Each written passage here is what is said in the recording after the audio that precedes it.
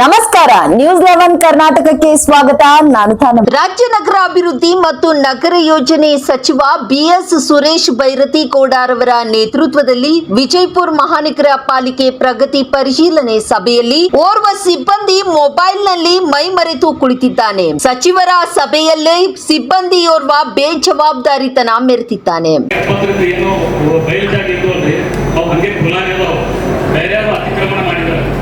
ಅದಕ್ಕೆ totally Karnataka state ಆಗಿತ್ತು ನಮ್ಮ ಬಿಜಾಪುರದಲ್ಲಿ ಅವು ಎಷ್ಟು ನಮ್ಮ ಬಯಲು ಜಾಗ ಅದಾವು ಮೊದಲು ಒಂದು ಈಗಾಗಲೇ ರಿಜಿಸ್ಟರ್ ಅದ ನಮ್ಮಲ್ಲಿ ಅವು ಫಿನಿಶಿಂಗ್ ಹಾಕೋದು ಏನಾರು ವ್ಯವಸ್ಥೆ ಮಾಡೋದು ಮಾಡಿ ಸರ್.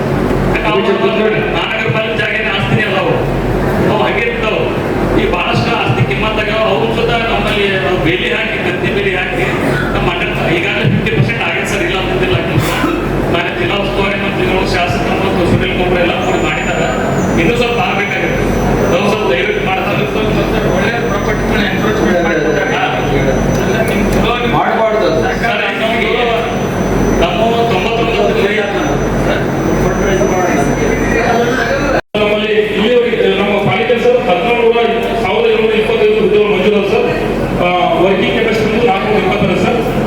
1599 ಹುದ್ದೆಗಳು ಖಾಲಿ sir. Sir next water board ನಿರಂತರ ಸುದ್ದಿಗಾಗಿ ನೋಡ್ತಾ ಇರಿ ನ್ಯೂಸ್ 11 ಕರ್ನಾಟಕ.